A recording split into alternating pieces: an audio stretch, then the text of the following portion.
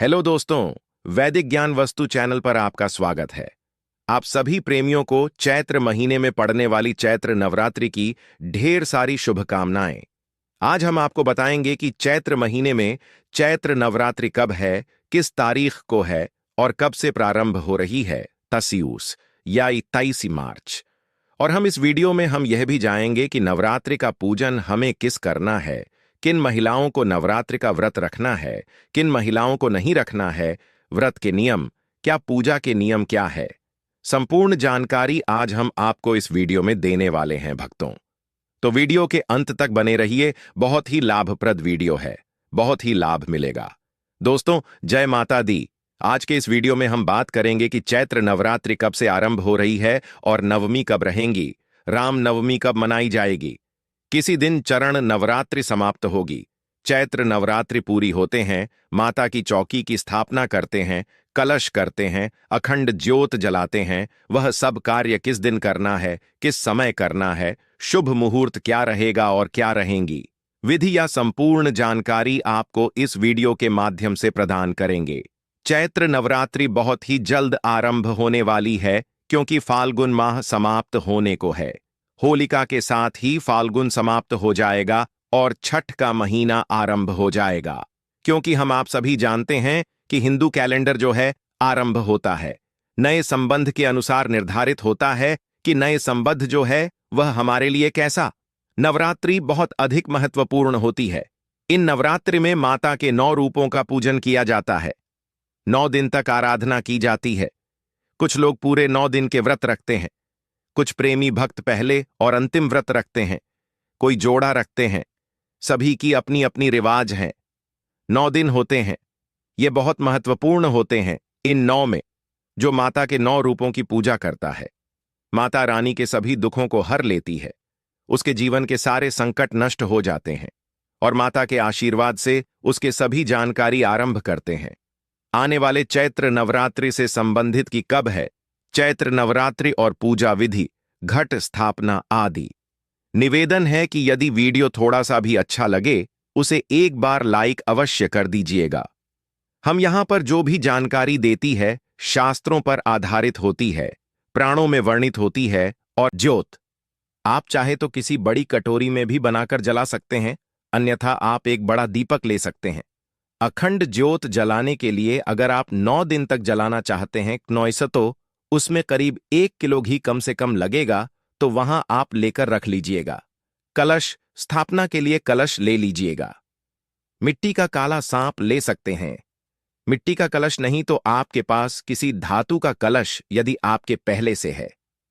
लौट आदि भी कलश के रूप में आप घर में प्रयोग में ला सकते हैं। स्थापित करना है जहां पर पानी वाला नारियल मिल जाता है, इसमें पानी भी निकलता है, तो वह प्रयोग में आता है।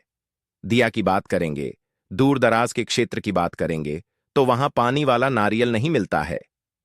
वहां नारियल मिलता है, पर वह सूखा नारियल मिलता है।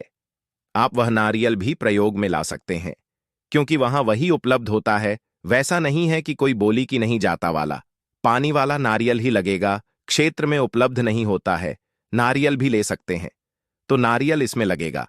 नारियल पर लपेटने के लिए लाल वस्त्र ले लीजिएगा, चुन्नी ले लीजिएगा। कलश के अंदर क्या चीज डालेंगे?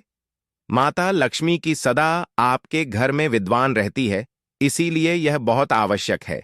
हल्दी की गांठ डाल दीजिएगा, चांदी का एक सिक्का ले लीजिएगा या सामान्य सिक्का भी ला सकते हैं। जो प्रयोग में उसमें डालेंगे, अक्षय तुंगी सुपारी उसके अंदर डाली जाएगी और थोड़ी सी दूर वो उसके अंदर डाली जाएगी। यह सामग्री है जो आपको कलश के अंदर डालने के लिए लेकर आएंगे। एक लकड़ी की चौकी अभी आपके पास हो तो बहुत स्थापित करेंगे। चौकी पर बचाने के लिए आपको एक बूस्ट जरूर ले लेना है। आप चाहे तो पीले रंग का ले सकते हैं, लाल रंग का ले सकते हैं। इसके अलावा आप और कोई रंग ना ले तो अच्छा रहेगा। माता के श्रृंगार की सामग्री आपको अवश्य लानी है। माता के श्रृंगार में सुंदरी लेना है, चूड़ियां ला सकते हैं, लिपस्टिक ला सकते हैं, कुमकुम रोली आई तो आपको चाहिए। यह सामान श्रृंगार के रूप में माता को अर्पित करेंगे, वह सब आएगा। पूजा के लिए आपको क्या चाहिए? पूजा के लिए रोली, मौली, इलायची। धूप दीप भोग लगाने के लिए मिठाई भी ले सकते हैं, या फिर आपने जो भी भोग लगाया है आप उसे भोग को माता की पूजा में ले सकते हैं। और अधिक कुछ ना मिले तो और रथु फल ले लीजिएगा, ड्राई फ्रूट भी ले लीजिएगा। यह सामग्री है आपको प्रथम दिन जब आप पूजन आरंभ करेंगे तो आवश्यकता होगी, क्योंकि आप कलश स्थापना भी करेंगे। आप कल स्थापना के साथ माता की अखंड ज्योत जलाएंगे तो दीपक बाती ले लीजिएगा। पूजा के लिए बैठेंगे, एक लोटा लीजिएगा, तांबे का या पीतल का, उसमें पहले गंगा जल डालिएगा, उसके बाद आप शुद्ध जल से उसको भर लीजिएगा। अब हम पूरी पूजन की तरफ आगे बढ़ते हैं कि आपको कैसे पूजन करना है, कैसे स्थापना करनी है। सबसे पहले तो उस स्थान को पवित्र करते हैं, पूजन करेंगे। जो आप लाए हैं वह सबका शुद्धिकरण होता है, पवित्रीकरण होता है। तो आप पूर्व दिशा की ओर मुख करके बैठ जाए। सबसे पहले हम उस स्थान का शुद्धिकरण करेंगे जहां पर हम चौकी की लगाएंगे। माता की पूजा के लिए उसके लिए आपको थोड़ा सा जल ले लेना है। सामग्री पर और आसपास जो भी स्थान है जहां पूजा करनी है, उसे सब पर वह जल पुष्प से छिड़कना है और मित्रों का उच्चारण करना है। इस प्रकार हम जगह का शुद्धिकरण कर लें। पवित्र कर रहे हैं, शुद्ध कर रहे हैं। सामग्री को आपने शुद्ध कर लिया है। अब आप चौकी लगाइए। माता की चौकी पर सफेद या पीला वस्त्र बिछाइए।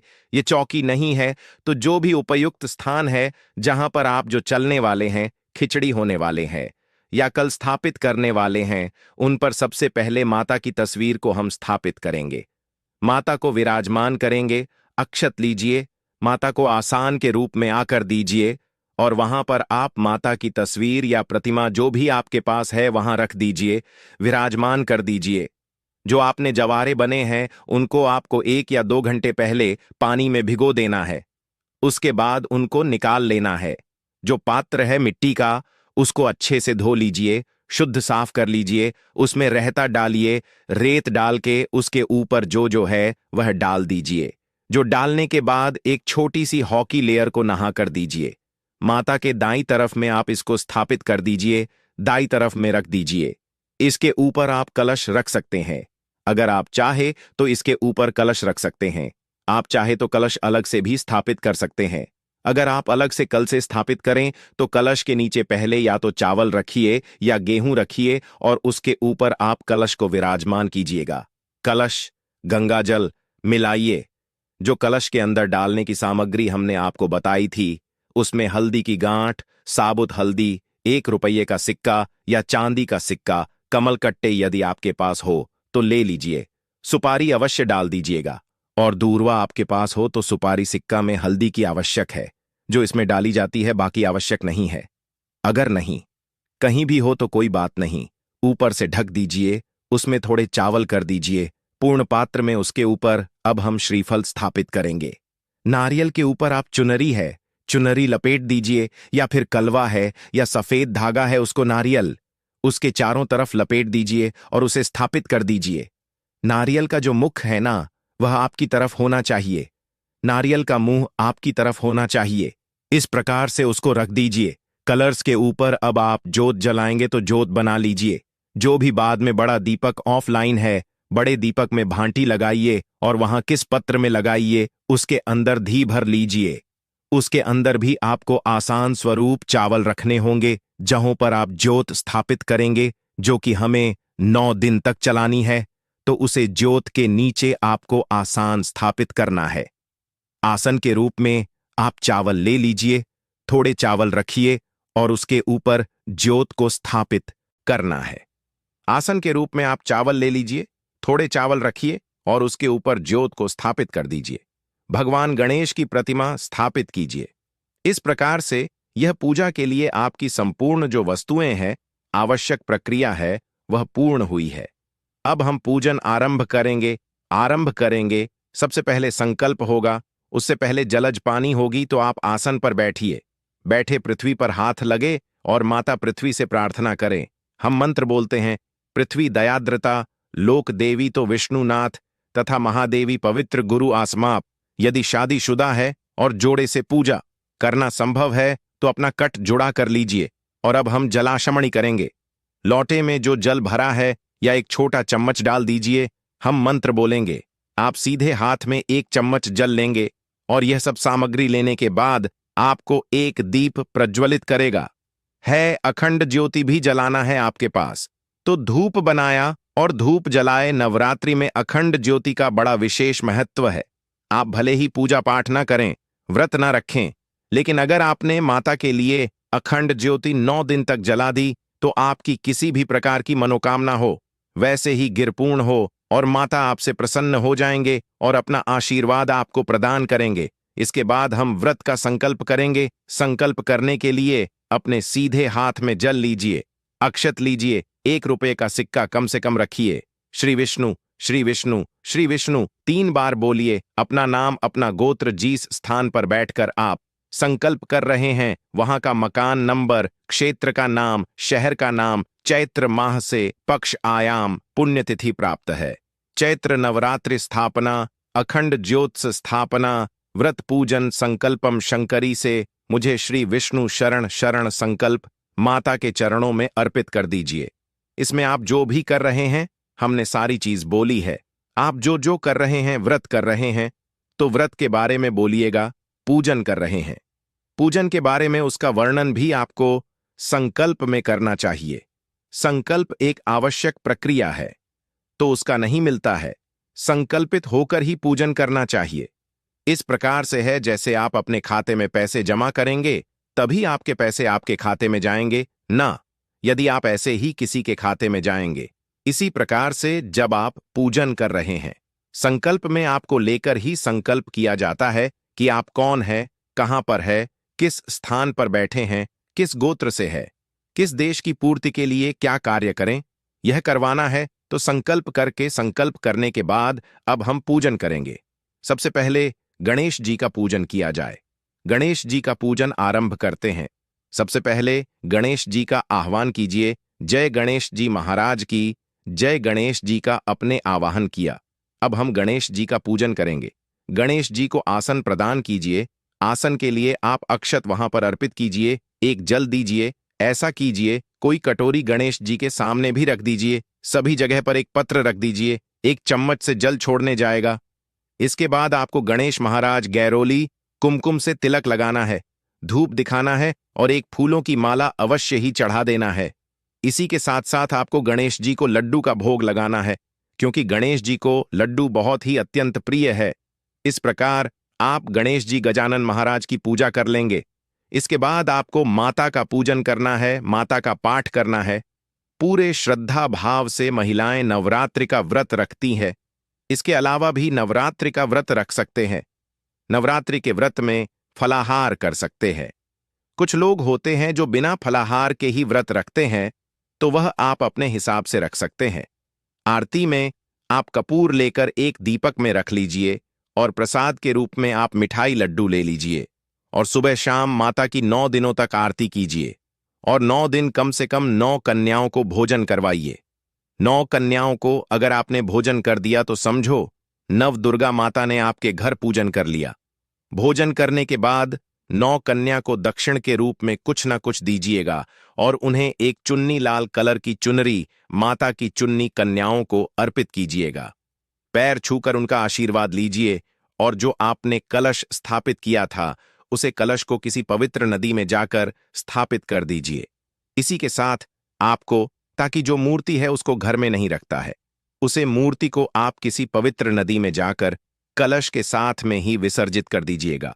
माता का भंडारा कीजिए और आपकी जो भी मनोकामना है वह माता लक्ष्मी, माता वैष्णो जरूर ही पूर्ण करेंगे। चलिए दोस्तों, अब जान लेते हैं कि पूजा का शुभ मुहूर्त क्या रहेगा। चैत्र नवरात्र 2 वस्तु है। 10:25 का शुभारंभ 30 मार्च 2025 रविवार से होगा और समापन 6 अप्रैल 2025 रविवार को होगा। इस वर्ष नवरात्रि 8 दिनों की होगी कि अष्टमी और नवमी तिथियां एक ही दिन पर रही है। कलश स्थापना का शुभ मुहूर्त 30 मार्च 2025 को सुबह 6:13 से 10:22 तक। अभिजीत मुहूर्त दोपहर 12:01 से 12:50 तक। इन मुहूर्तों में कलश स्थापना करना शुभ माना जाता है। नवरात्र पूजा 30 मार्च मां शैलपुत्री की पूजा, 31 मार्च मां ब्रह्मचारिणी की पूजा 1 अप्रैल माह होगी। चंद्र की पूजा 2 अप्रैल मां, कुष्मांडा की पूजा 3 अप्रैल मां, स्कंद माता की पूजा 4 अप्रैल मां कात्यायनी की पूजा, 5 अप्रैल मां कालरात्रि की पूजा, 6 अप्रैल मां महागौरी की पूजा, अष्टमी और नवमी। इस वर्ष मां दुर्गा का आगमन और प्रस्थान दोनों हाथी पर होगा, जिसे शुभ संकेत माना जाता है। हाथी पर मां के आगमन से धन धान्य में वृद्धि होती है। नवरात्रि के दौरान मां दुर्गा 9 स्वरूप पूजा अर्चना करने से भक्तों की मनोकामनाएं पूर्ण होती हैं। दोस्तों, आपको इन 9 दिनों में नवरात्रि माता का आशीर्वाद जरूर ही प्राप्त होगा। आपकी मनोकामना से गिरी पूर्ण होगी। आपको वीडियो कैसी लगी दोस्तों, कमेंट में जरूर बताएं। जय माता रानी।